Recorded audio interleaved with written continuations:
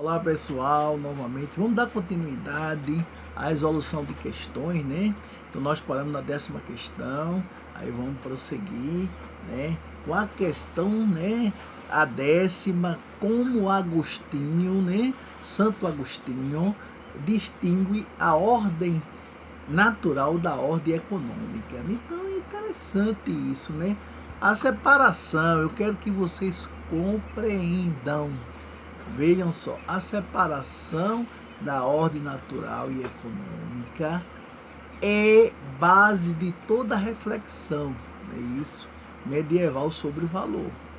Então, e a maneira como determinado pensador concebe, né, essa distinção, né?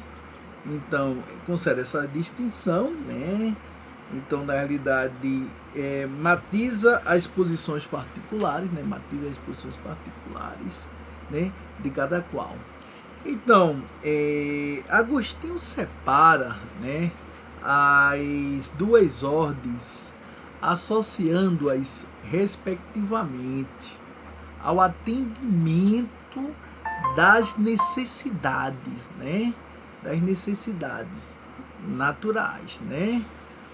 Ou como algo distinto ao prazer sensual, tá certo? Então ele consegue distinguir isso aí, vai dissociar ao atendimento da necessidade, né? Então, entendido aí essa questão, ok. Vamos para a 11ª questão aí, né? 11ª questão, né? Tudo bem? Então nós vamos, né? Então, aí vai perguntar aí. A questão é muito interessante, né? Qual o fundamento do valor para Alberto Magno? E até que ponto ele já compreende o mercado como um processo de equilíbrio? Poxa, Alberto Magno, ele foi o professor de Agostinho, né? Ele foi o professor, né? De Agostinho. Foi o professor de Agostinho, né? Então, na realidade, esse Alberto Magno, né? Ele é grande professor de Tomás de Aquino, né? Grande professor de Tomás de Aquino, né? De Agostinho não, né? De Tomás de Aquino. Correção aí, né? Correção. Alberto Magno foi professor de Tomás de Aquino, né? Então vamos lá. Então como é que ele vê aí? Qual o fundamento do valor de Alberto Magno? Até que ponto ele já compreende o mercado como um processo de equilíbrio? Então é só, ele diz que os bens são vendidos em relação ao trabalho, claro, né? Os bens são vendidos em relação ao trabalho, em latim opus, né? Então, desprendido, né, em sua obtenção e sendo, desprendido em sua obtenção e sendo, o valor de troca deve corresponder ao custo da produção. Observe, o valor de troca deve corresponder ao custo da produção, em trabalho e em outras despesas. Então ele diz, se o preço de mercado, observe a colocação do cara, né? Se o preço de mercado de um bem não cobre seus custos, né, de produção, ele cessa de ser produzido, né? E se o preço está abaixo deste custo, não haverá mercadoria disponível para atender, né, a todos que o desejam. Pronto, né? Então, se este preço, né, ele está abaixo, não vai haver, né, bens a ser produzido, certo? Então ele diz que com isso Alberto Magno acrescenta uma ideia, né, de equilíbrio de mercado, a noção primitiva de valor em Aristóteles, né, enfatizando o lado do custo em detrimento da demanda. Então é interessante o que é equilíbrio de mercado. Equilíbrio de mercado é quando o preço do bem, isso, é igual, isso, ao valor cobrado pelo bem. Eu sei, o ofertante só irá disponibilizar um determinado bem se aquele bem cobrir os seus custos, tá certo? Então, na realidade, é esta a teoria. Então, é um equilíbrio. eu só vou disponibilizar se o preço do bem vai cobrir os custos de produção, tá certo? 12ª, né? 12ª. Explique o conceito de indigetia. O que é isso, indigetia, né? Então, o que é indigetia? Então, na realidade, eu digo que indigetia, na realidade, o grande latinista Alberto Magno, né? Professor de Agostinho, de Tomás de Aquino, também considera que a indigetia, né, seja a medida de valor de ordem natural, né?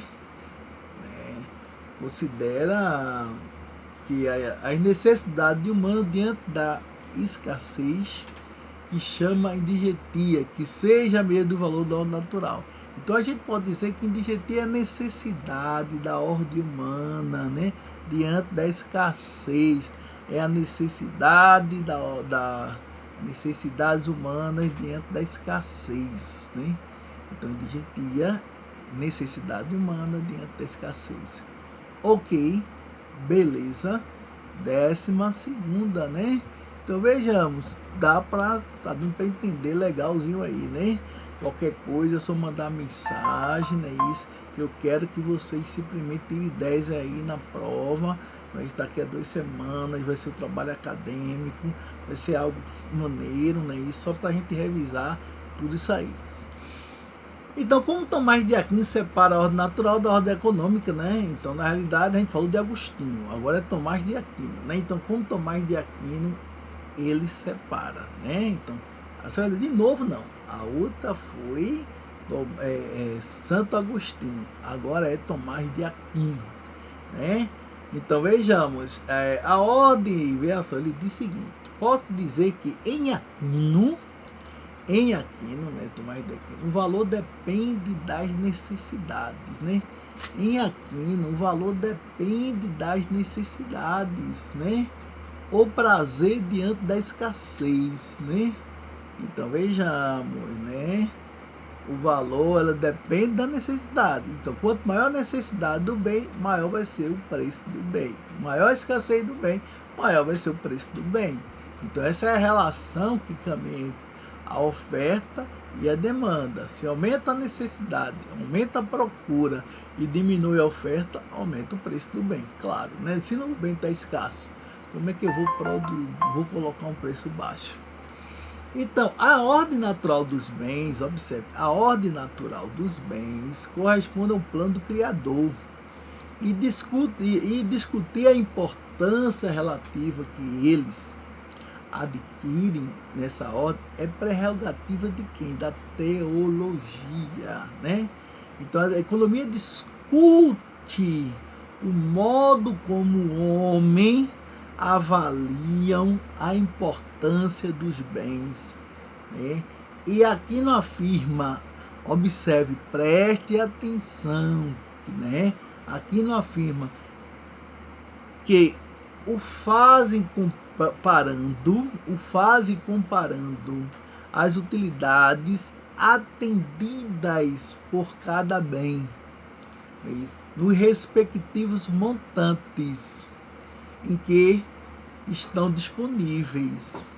Na esfera econômica e não natural, como Magno, os preços são determinados pela indigencia. Os preços são determinados pela necessidade da escassez, tá certo?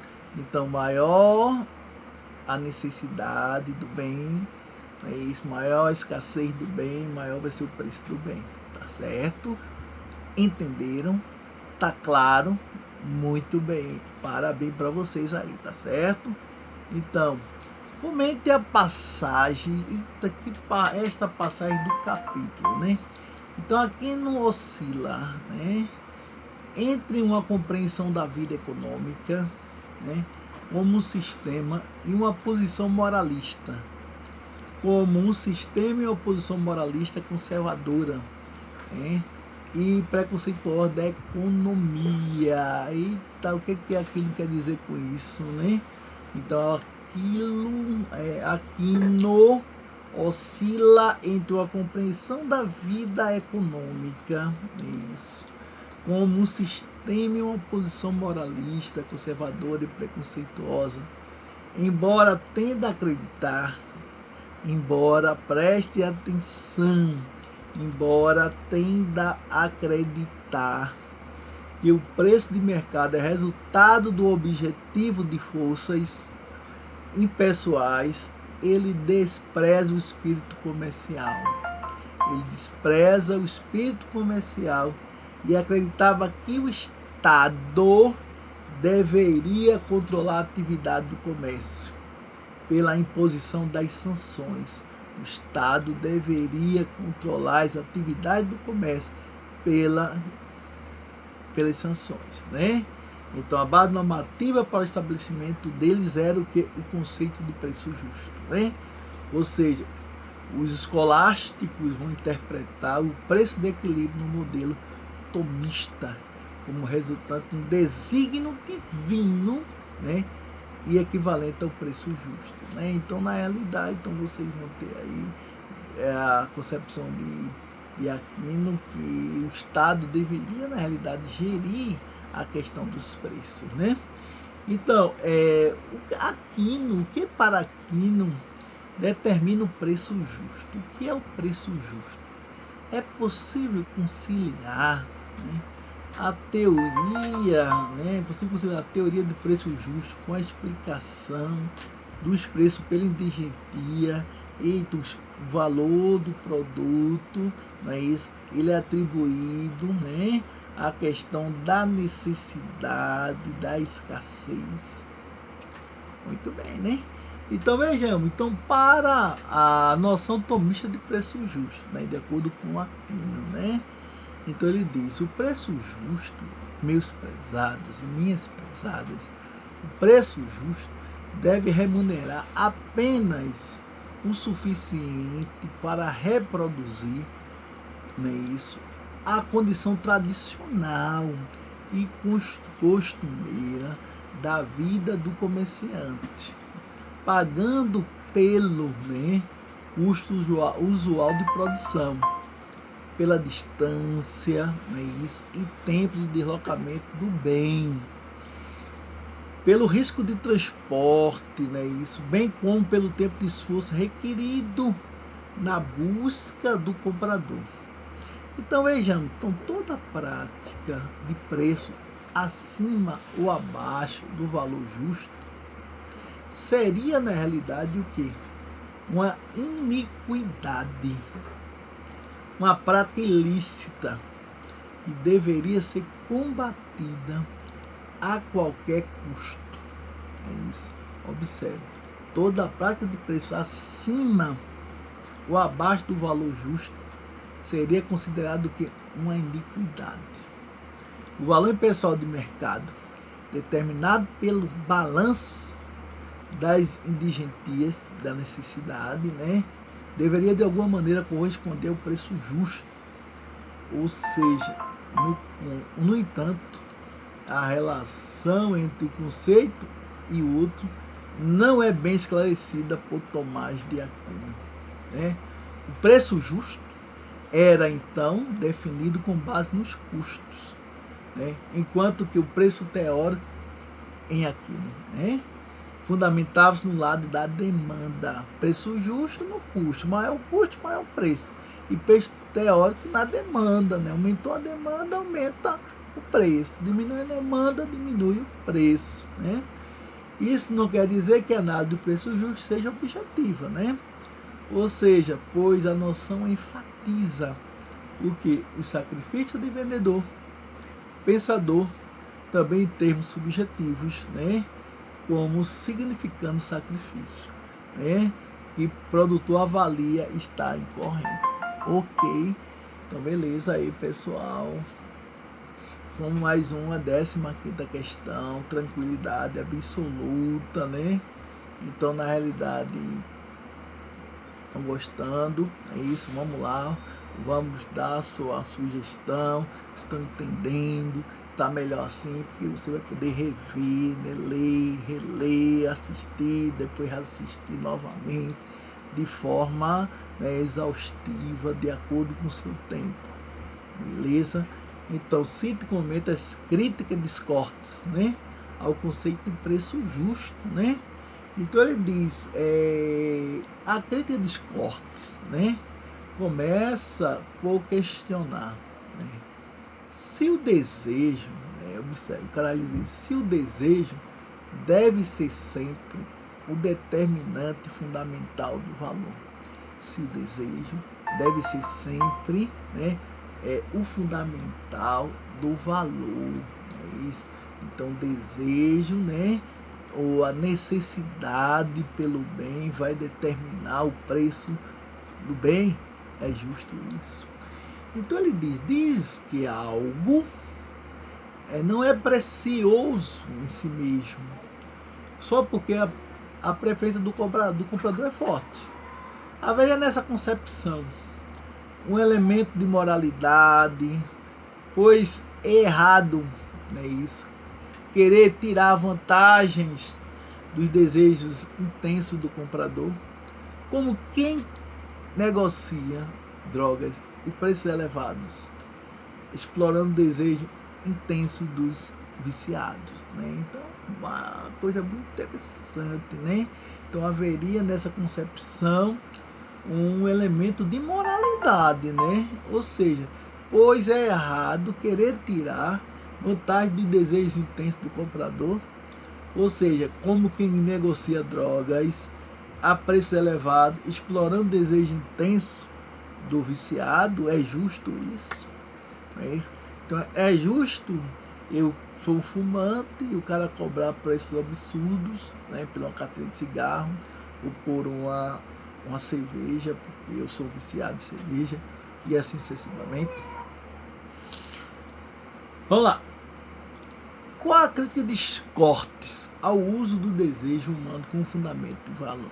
Então, mas ali já faz aquela crítica, né, que não é justo, né, a questão da necessidade, o desejo do cara tem a necessidade de um bem e o outro explorar o preço daquele bem. Eu cito aí o exemplo aí do vendedor de drogas, né?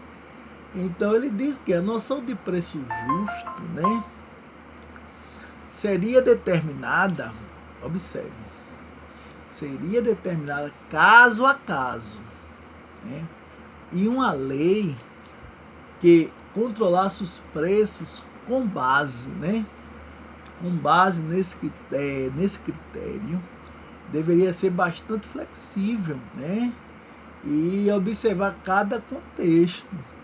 Ele diz o que de fato, né, que de fato não ocorreria na época. Há uma outra, né, questão que se concordamos com os cortes, né, ele diz, né, que o vendedor não pode repassar aos preços o desejo, né, ardente do consumidor, por não ser justo, né? Então, por que é justo? Então, eu tenho uma necessidade de tomar cerveja, então o cara vai cobrar R$ 20 numa lata de cerveja só por causa do meu desejo. Isso é justo? Então, que ele repasse aos preços o próprio desejo, né, de ser remunerado pelo sacrifício. Aí outra coisa, o sacrifício da produção, né? As questões levantadas por Scott, né, levaria a Jean, né, Buridan, reitor da Universidade de Paris, a dar uma grande parte para a evolução dessa teoria da escolástica de valor, né? Então, o valor do bem estaria relacionado ao uso do desejo. Então, quanto maior o desejo, maior seria o preço. Isto é uma imoralidade, né, de acordo com Scott, né? Então, o que é que vocês acham, né? O que é que vocês defendem?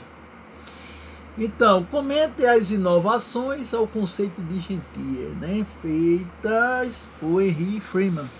Henry Freeman, ele vai dizer o seguinte: Freeman, ou Freemar, né, ele estendeu tal conceito ao concedê-lo como uma medida agregada que engloba, né, a somatória das quantidades desejadas, né, por muitos indivíduos, né?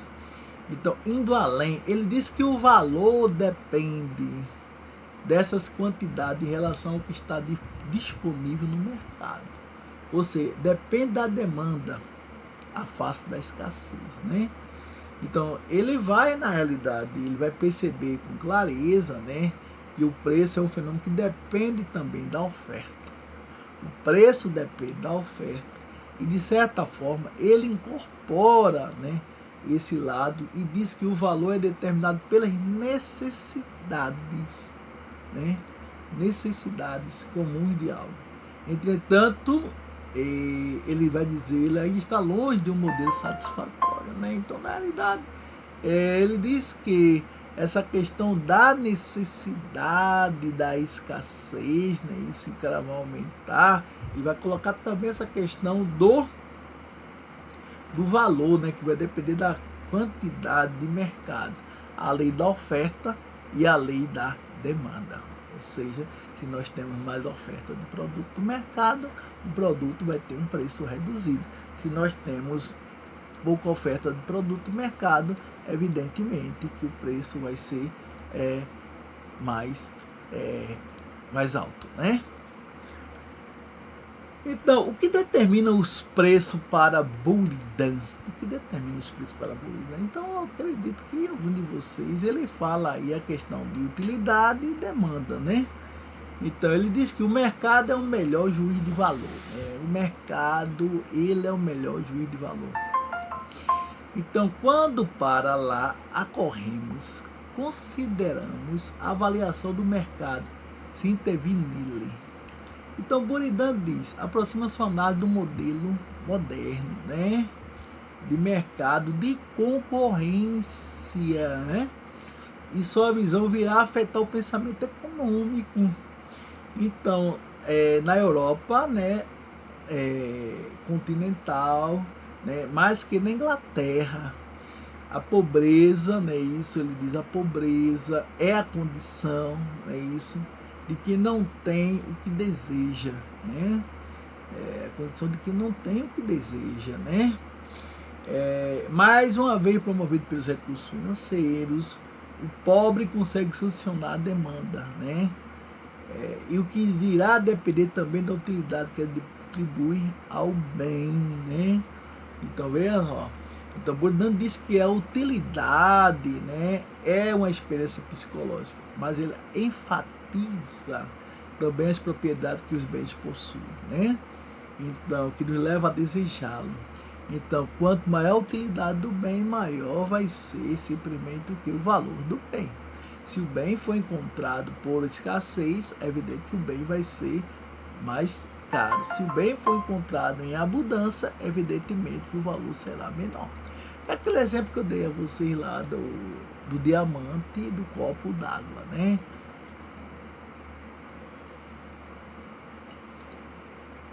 Qual o maior valor de utilidade, né? O copo d'água ou o diamante, né? Descreva como Geraldo, né? Odonis conjuga as influências do trabalho, do desejo e da escassez na determinação do valor, né? Porque ele é visto como modelo de síntese entre uma teoria de valor, né, trabalho, e a teoria de valor com base na demanda. Então ele diz, né? Então ele percebeu, pessoal, quero que vocês entendam, ele percebeu que o trabalho humano é o componente importante para o valor, é isso? É o componente importante para o valor, mas que essencialmente o valor dos bens é conferido pela sua raridade. Embora o trabalho seja um componente para o valor, é isso, o valor do bem é dado pela sua raridade, ou raritas, raritas, que mede o grau de escassez de um bem diante das suas necessidades. É o inverso do conceito de digentia, né? Ou seja, que é valer a necessidade diante da escassez. A digentia vai analisar as necessidades diante da escassez, né? Essa inversão tem como consequência, ele diz, né, deslocar a atenção teórica, né, dos desejos humanos para a disponibilidade dos bens. Então vejamos. Então, para Odonis, a teoria de Alberto Magno, que viu o valor na quantidade, de trabalho, ela é unilateral. Por quê? Pois não enfatiza a relação de trabalho, né, com a escassez. Esse sim é verdadeiro fundamento do valor, é isso. Primeiramente é preciso notar, né, que os trabalhos diferem de si quanto tem a sua qualidade, é isso. O que determina nuances de qualidade de trabalho é o grau de eficiência e eficácia. Então ele vai falar aí duas coisas muito interessantes, né? Que é a raridade, é o valor dado pelo bem e pelo seu trabalho, e o valor dado ao bem pela sua raridade, né? Maior esforço, maior sacrifício, maior vai ser o preço do bem. Maior raridade do bem, maior vai ser o preço do bem. Então a gente finaliza, né, essa Xerox, né? Graças a Deus, né? Finalizamos essa Xerox, né? Então, próxima aula a gente vai falar um pouco do mercantilismo, não é isso? E cameralismo, expressão de economia do século XV e XVII, né? Que coisa boa, né? Então aí vocês viram um ponto muito interessante, a questão do lado de custo, né? Se preocupando com o valor do bem, o custo do bem associado ao custo. Alberto Magno, né? Ele vai colocar a questão do trabalho, né, e despesas. Aí vocês vão ter João Scortes, né, que vai colocar a questão da crítica à teoria do preço justo, né, uma crítica ao preço justo, ou seja, né, então na realidade o preço ele tem que ser condicionado à questão da necessidade, né. Então Geraldo Odones, que vai falar do trabalho, né, da raridade dos bens, né, que vocês viram agora há pouco. Tomás de Aquino, que vai falar de digetia, necessidade e escassez do bem.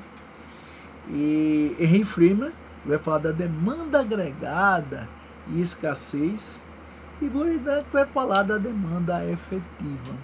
Então tudo isso aí a gente já começa a associar com a questão já definida, né? Primeiro, que é economia. A economia é a ciência que ajuda o homem, não é isso, a gerenciar os recursos escassos. Então, do outro lado, a gente vai ver aí, na realidade, na economia, que vai ajudar, né, o homem a gerenciar os recursos escassos, uma dualidade entre a oferta e a demanda. Demanda o desejo de se obter um bem, demanda desejo de obter um bem, mas oferta quantidade de se ofertar um bem. Então, existe na realidade a quantidade ofertada, mas, e oferta. A quantidade ofertada é aquela quantidade que o ofertante disponibiliza para o mercado, né? E quantidade demandada é aquela quantidade que os consumidores desejam obter e vão obter. Porque uma coisa é eu desejar e outra coisa é eu comprar. Eu posso desejar, mas eu não posso comprar, não é isso? Então vejamos, eu quero ter um carro de luxo. Todo mundo sonha, mas todo mundo vai ter? Ah, professor, mas aí vai depender de quê? Aí vai depender da questão da renda de cada indivíduo. Muito bem, preço, renda. Então vejamos, então a gente falou aí dessa demanda agregada, dessa demanda efetiva, não é isso? Falou dessa relação, não é isso, do germânico com o cristianismo, né? Onde o cristianismo chega, então eles, na realidade, eles se familiariza com o cristianismo, né? Vamos falar simplesmente dessa relação, né, de São Tomás de Aquino, de Santo Agostinho, né? Dizia que o homem devia ser bom, o homem devia ser justo, o homem devia fazer a caridade, não é isso? Não era pecado ser rico, porque a riqueza fazia com que o homem fosse mais próximo, mais caridoso, tá certo? Então, pessoal, a gente fica por aqui, a nossa aula. Então, qualquer simplesmente dúvida, pode mandar a mensagem. Eu acho mais legal aí a gente ficar com essa metodologia, porque você vai assistir, né, várias vezes o vídeo, mas vai compreender, né, isso que a gente está falando, tá certo? Então vejamos, essa aula de hoje foi baseada na resolução das questões da página 56, a primeira à 20ª questão, tá certo? Muitíssimo obrigado, uma boa semana para vocês. Aqui é o professor Cláudio Nascimento, Economia Política. Que o Mestre Jesus honre e abençoe cada um de vocês, tá certo? E livre dessa peste que está assolando aí o mundo, tá certo? Um grande abraço fraterno, gratidão, gratidão. Espero que vocês compreendam esse novo modelo de metodologia, porque na realidade algumas pessoas procuraram, né, mandaram mensagem e simplesmente deram a sugestão: professor, por que o senhor não faz assim? Porque a gente está com dificuldade, porque chega atrasado do trabalho, às vezes a internet cai, a gente não consegue conectar. Mas isso aí eu disse: porque na faculdade, vocês não estão na faculdade, a faculdade é diferente. Faculdade, eu já pego um ônibus, já estou na sala de aula, não tem essas coisas. Tudo bem, mas a gente está aqui para facilitar a vida de cada um. A gente está aqui não é para complicar, tá certo? Então, se não der certo, a gente muda, né? Mas vamos tentar, né? Vamos tentar, vamos fazer o possível para a gente obter o conhecimento, tá certo? Para a gente obter um bom rendimento, uma boa nota, tá certo? Um grande abraço fraterno, gratidão, gratidão, gratidão por vocês existirem, gratidão, gratidão, gratidão. Ok, obrigado.